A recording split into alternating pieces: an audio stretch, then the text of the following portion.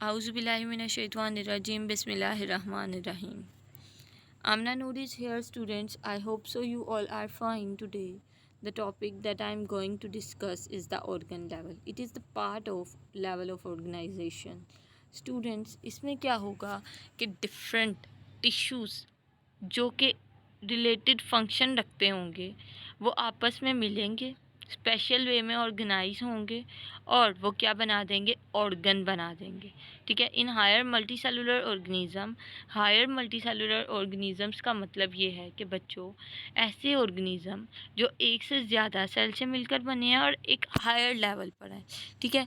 उनमें क्या है, एक से ज़्यादा टाइप के टिश्यू जिनके फंक्शन आपस में रिलेटेड होंगे वो क्या करेंगे, ऑर्गेनाइज होंगे और क्या बना देंगे, ऑर्गन बना देंगे। अब बेसिकली स्टूडेंट इसमें होगा क्या कि जो डिफरेंट टिश्यूज़ हैं वो अपना अपना काम करेंगे। ठीक है। हर टिश्यू अपना अपना काम करेगा, लेकिन वो जो काम होगा दोनों का वो मिलकर किसका काम बना देंगे, एक ऑर्गन का काम बना देंगे। Different tissues of an organ, एक ऑर्गन के मुख्तलिफ tissue perform there specific function, अपना एक मखसूस काम करेंगे and these function collectively become the function of that organ. और वो फंक्शन क्या है, इकट्ठे होकर एक ऑर्गन का फंक्शन बन जाएंगे। So students, let us discuss the example of a stomach. बच्चों, स्टमक क्या है, एक ऑर्गन है। अब बेसिकली हम लोग ये भी कह सकते हैं जो हमारा हार्ट है वो एक सेपरेट ऑर्गन है, किडनी सेपरेट ऑर्गन है, हमारा ब्रेन एक सेपरेट ऑर्गन है। ठीक है। अब हम लोग देखते हैं स्टमक क्या है। Stomach is an organ specialised for the digestion of protein. एक ऐसा ऑर्गन है जो प्रोटीन की डाइजेशन में इन्वॉल्व होता है और फूड की स्टोरेज में इन्वॉल्व होता है। ठीक है। अब स्टमक के अंदर बच्चों दो तरह के टिश्यूज़ होते हैं जो कि मिलकर स्टमक का काम करते हैं, एपिथेलियल टिश्यू और दूसरा है मस्कुलर टिश्यू। अब बच्चों epithelial tissue gastric juice release करता है। गैस्ट्रिक बच्चों टर्म जहाँ भी आपको मिलेगी इसका मतलब है वो स्टमक से रिलेटेड है। ठीक है। अब एपिथेलियल जो टिश्यूज़ थे उन्होंने गैस्ट्रिक जूस रिलीज़ किया और बच्चों उस जूस ने प्रोटीन की डाइजेशन करवाई। ठीक है। उसके बाद मस्कुलर टिश्यू बच्चों वो टिश्यूज़ हैं जो कॉन्ट्रैक्शन करवाते हैं स्टमक की वॉल की। जो हमारा स्टमक है वो मुसलसल कॉन्ट्रैक्ट और रिलैक्स कर रहा होता है, उसकी कॉन्ट्रैक्शन और रिलैक्सेशन की बेसिक रीज़न मस्कुलर टिश्यू है।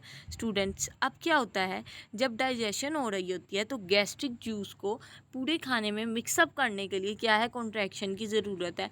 तो क्या होता है, मस्कुलर टिश्यू हमारे स्टमक को कॉन्ट्रैक्ट और रिलैक्स करता है, जिससे क्या होता है, एक तो फूड की ग्राइंडिंग हो जाती है और दूसरा फंक्शन क्या होता है, फूड को पोस्टीरियर यानी नीचे वाले हिस्से की तरफ पहुंचाया जाता है, स्मॉल इंटेस्टाइन और लार्ज इंटेस्टाइन की तरफ। ठीक है।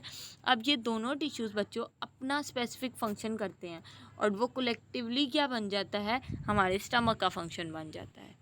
चले मूव करते हैं हम लोग ऑर्गन सिस्टम लेवल की तरफ। स्टूडेंट्स, अब इसमें क्या होगा कि डिफरेंट ऑर्गन्स मिलेंगे।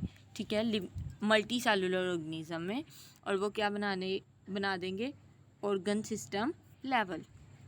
अब बच्चों इसकी डेफिनेशन क्या होगी, different organs performing related function. अब क्या हुआ, मुख्तलिफ ऑर्गन डिफरेंट है लेकिन वो फंक्शन क्या करेंगे, एक दूसरे से रिलेटेड और आपस में क्या करेंगे, ऑर्गेनाइज हो जाएंगे एक स्पेशल वे में और क्या बना देंगे, हमारा ऑर्गन सिस्टम। इसकी एग्जांपल के लिए स्टूडेंट्स हम लोग एग्जाम्पल लेते हैं डाइजेस्टिव सिस्टम की।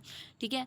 अब यहाँ पर नीचे उन्होंने बच्चों फंक्शन बताया, फंक्शन में भी वही बात डिस्कस की है कि हर ऑर्गन अपना स्पेसिफिक काम परफॉर्म करेगा और वो स्पेसिफिक काम क्या होगा कि एक ऑर्गन सिस्टम का फंक्शन बन जाएगा। मिसाल के तौर पर हमारा जो डाइजेस्टिव सिस्टम है इज़ एन ऑर्गन सिस्टम जो कि काम क्या करता है, फूड की डाइजेशन करवाता है।